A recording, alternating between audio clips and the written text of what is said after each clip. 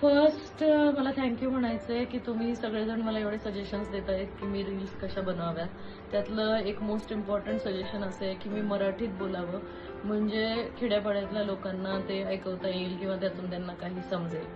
तर मी इथून पुढे मराठी, हिंदी, इंग्लिश अशा तिन्ही भाषांमध्ये रील्स बनवण्याचा प्रयत्न करेन.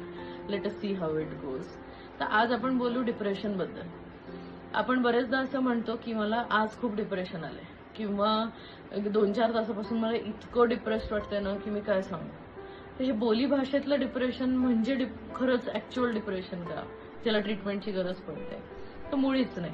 लगेच 4 तास तुम्ही उदास राहिलात किंवा आज दिवसभर तुमचा मूड खराब आहे म्हणून तुम्हाला सायकियाट्रिस्टकडे जायची गरज आहे किंवा कोणत्या काउन्सिलरकडे जाऊन सेशन्स घ्यायची गरज आहे, असं बिलकुल नाही.